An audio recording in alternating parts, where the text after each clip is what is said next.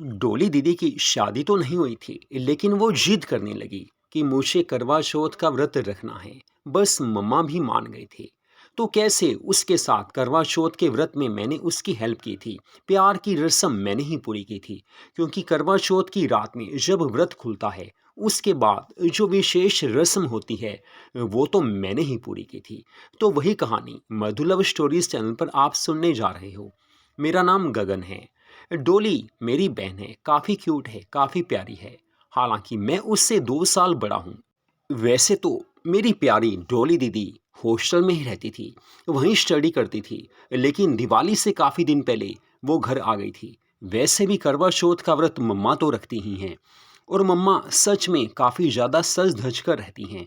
करवा चौथ के दिन तो मम्मा ऐसी नज़र आती हैं कि जैसे परी हों। लेकिन इस बार मम्मा ने गुलाबी लहंगा चोली डाला था। वो काफ़ी क्यूट लग रही थी। लेकिन डोली दीदी भी जिद करने लगी थी कि मम्मा यार, मुझे भी करवा चौथ का व्रत रखना है। तो मम्मा कहने लगी, अरे डोली कहाँ रख पाएगी, सारा दिन भूखा प्यासा कहाँ रहेगी। लेकिन डोली दीदी जिद करने लगी। फिर मम्मा मुझसे बोली, अरे यार गगन, तू ही इसे समझा, तू तो इसका भाई है। फिर मैंने उसके बेडरूम में जाकर बोला, देख यार डोली, करवा चौथ का व्रत तो तू रख लेगी, लेकिन भूखा प्यासा कहाँ रहेगी। तो वो कहने लगी, मुझे तो रखना है। तो मैंने कहा, चल तू जिद करती है तो यार रख ले। फिर मैंने हंसी में उससे बोला, तू डालेगी क्या। तो वो कहने लगी, अरे यार गगन, वो तो तू दिलाएगा ना, भाई नहीं दिलाएगा तो कौन दिलाएगा। करवा चौथ का व्रत तो मैं रखूंगी, लेकिन ड्रेस तो यार तू ही दिलाएगा।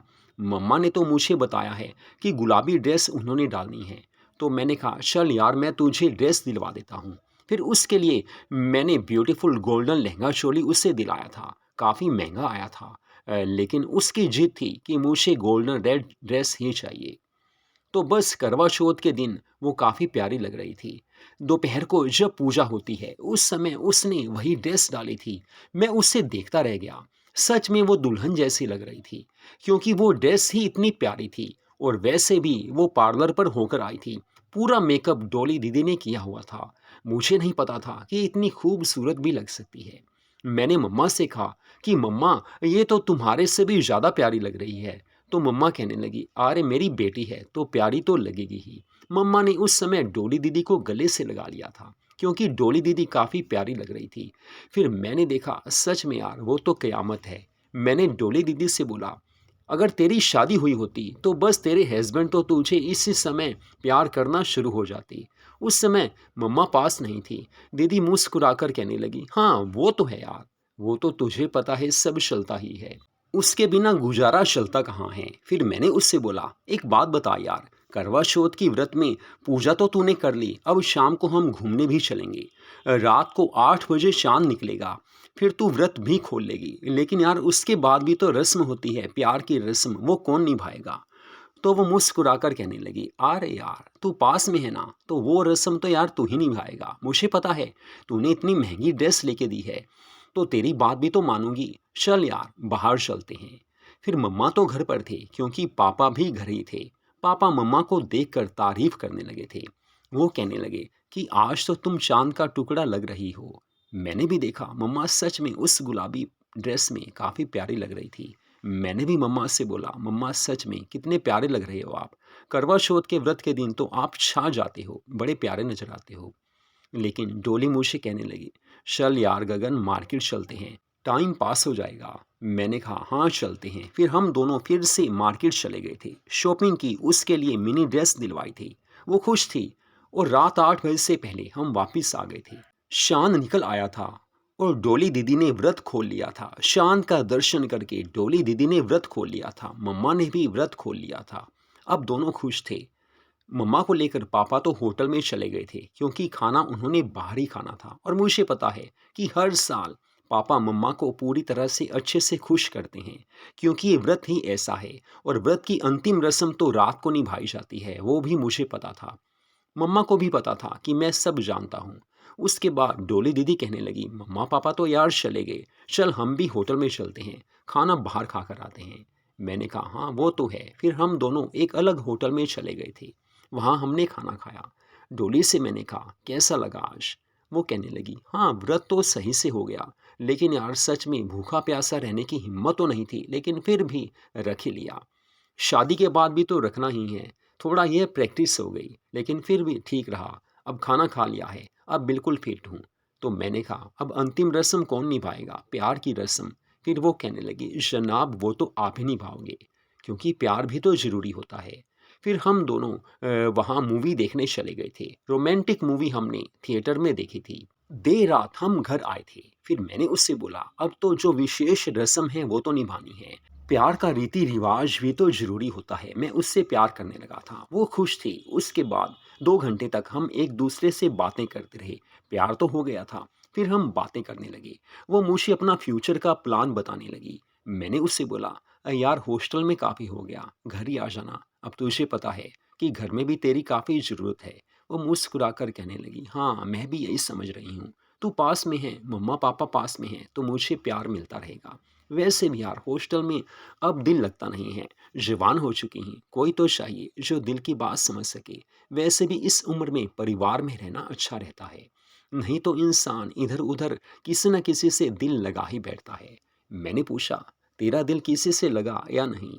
हालांकि रात के समय हम बातें कर रहे थे, लेकिन वो कहने लगी, नहीं यार ऐसा तो कुछ नहीं है।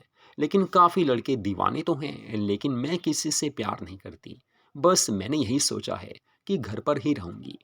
और वैसे भी 2 महीने बाद तो मेरा कॉलेज ऑफ होने ही वाला है। बस अगले साल अगला सेशन यहीं घर पर रहकर करूंगी। तो मैंने कहा, ये बात तो ठीक है। फिर मैंने उससे पूछा, अब कितने दिन यहाँ हैं? वो कहने लगी, बस करवा चौथ आज है, दिवाली के 7-8 दिन तक यहीं रहूंगी। दिवाली के बाद यहाँ रहूंगी, उसके बाद चली जाऊंगी। मैंने कहा, चल गोवा घूम कर आते हैं। तो वो कहने लगी, वाह यार क्या बात है, गोवा में तो मेरी जाने की काफ़ी तमन्ना है। दोस्त मुझे बोलते थे, चल गोवा चलते हैं डोली। लेकिन मैं किसी के साथ यार जाना नहीं चाहती। किसी पर विश्वास होता नहीं है। हर कोई बस तुझे पता है कैसा होता है। मैंने कहा, हाँ दोस्तों पर विश्वास आजकल हो नहीं सकता। तो मैंने कहा, चल जान, कल चलते हैं गोवा। वो कहने लगी, टिकट हो जाएगी। मैंने कहा, अरे यार कोई दिक्कत ही नहीं है। बस अगली सुबह मैंने मम्मा पापा से बात की। हालांकि रात को मैं बात तो कर सकता था, लेकिन मम्मा पापा के रूम की लाइट जल रही थी और मुझे पता था कि करवा चौथ की रात है, तो मैंने उस समय बात करना जरूरी नहीं समझा। सुबह मैंने बात की कि हमें गोवा जाना है। तो मम्मा कहने लगी, हाँ चले जाओ, वैसे भी डोली अब जाने ही वाली है, दिवाली के कुछ दिन बाद तक यहाँ रहेगी। तो रात को हम दोनों गोवा चले गए थे। वहाँ पर एक होटल में हम रहने लगे थे। 5 दिन हम गोवा में रहे थे। जी भरकर हमने मस्ती की थी, एक दूसरे को पूरा प्यार दिया था। हमने पूरी तरह से वहाँ पर गोवा में जाकर एंजॉय किया था, क्योंकि गोवा प्लेस ही ऐसा है। वहाँ घूमना फिरना जरूरी होता है। मौज मस्ती तो यार हर कोई चाहता ही है। और सच में यार डोली दीदी वैसे तो बिल्कुल नहीं थी, लेकिन एक्सपर्ट थी हर काम में, घूमने में फिरने में, मौज मस्ती में। वो काफ़ी प्यारी थी। मुझे नहीं पता था कि हॉस्टल में रहकर भी ये कितनी प्यारी हैं, क्योंकि हॉस्टल में जाकर इंसान कहीं ना कहीं दिल लगा ही लेता है और उसके बाद तो बस काफ़ी कुछ होता है। लेकिन यहाँ पर ऐसा नहीं था। डोली दीदी खुद कहती थी कि यार मुझे किसी के साथ भी करने में, दोस्ती करने में, प्यार करने में मज़ा नहीं आता। तो बस गोवा से हम वापस आए, तो वो मेरे साथ हर रोज़ शाम को पार्क में घूमने जाती थी। पार्क में जाकर, कभी क्लब में जाकर हम मौज मस्ती करते थे। दिवाली आ गई थी। दिवाली की रात हमने ढेर सारे पटाखे चलाए थे। मैंने उससे बोला, यार तू भी तो पटाखा है। वो कहने लगी, अरे यार तू कुछ भी कह सकता है, भाई है ना, वैसे भी दोस्त तो है। बस दिवाली की रात हमने सब कुछ एंजॉय किया था। मेरे साथ थी वो और जी भरकर हमने मूवी देखी थी, प्यार किया था। क्योंकि दिवाली फेस्टिवल ही ऐसा है, पूरी खुशियाँ मिलनी ही चाहिए। और डोली दीदी भी कम नहीं थी, उन्होंने स्पेशल ड्रेस दिवाली की मेरे से ही ली थी। मैंने काफ़ी खर्च किया था और मुझे फ़ायदा तो होना ही था। डोली दीदी खुश थी और मुझे उनकी खुशी से फ़ायदा होना ही था। दिवाली की रात मुझे याद है कि 2 बजे हम सोए थे। इतना टाइम तो हो ही जाता है, क्योंकि कुछ चीज़ें ज़रूरी होती हैं। दिवाली फेस्टिवल ही ऐसा है। इस सुबह मैं काफ़ी लेट उठा था और डोली दीदी तो मेरे से भी बाद में उठी थी। फिर वो कहने लगी, यार दिल तो यही है, बस यहीं रहूं। लेकिन 4-5 दिन वो यहाँ पर रही थी, फिर वो अपने हॉस्टल में चली गई थी। लेकिन जब वो वापस आई 2 महीने बाद, फिर वो कहने लगी, बस गगन यार अब वापस नहीं जाना, अब तो यहीं रहना है। मम्मा भी खुश थी। मैंने मम्मा से बोला, डोली दीदी अब यहीं रहेगी, अब मुझे भी अच्छा लगेगा, क्योंकि आप तो पापा के साथ बिजी हो जाते हो, उनसे बातें करते रहते हो। लेकिन मुझे अकेलापन काफ़ी महसूस होता था। अब तो देर रात तक डोली से लगा रहूँगा, उससे जी भरकर बातें होंगी, गेम्स खेलेंगे। और वैसे भी डोली तो एक्सपर्ट है हर तरह में। वो कंप्यूटर गेम्स में मेरे साथ पूरी तरह से मस्ती करती थी। जी भरकर हम टाइम पास करते थे। हमें पता ही नहीं चलता था कि करते करते कब 2 बज गए। हर रात हम 2 बजे सोते थे। आजकल गर्मी चल रही हैं, गर्मी शुरू हुई है, लेकिन अब भी हम 1 बजे से पहले तो बिल्कुल भी नहीं सोते, क्योंकि डोली चीज ही ऐसी है, सोने ही नहीं देती। बस मुझे पता है उसे खुश रखना है। बहन को खुश रखना भाई की सबसे पहली जिम्मेवारी होती है। तो वैसे मुझे पता है कि अभी उसकी शादी भी नहीं होने वाली, और वो तो बोल रही है कि यार मुझे शादी करनी ही नहीं है। शादी करके इंसान बंध जाता है, ना जाने हस्बैंड कैसा मिले कैसा ना मिले।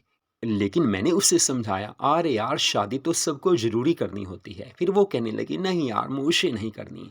मैंने उसे गले से लगाकर बोला, नहीं यार शादी तो करनी पड़ेगी। वो कहने लगी, चलो देखी जाएगी।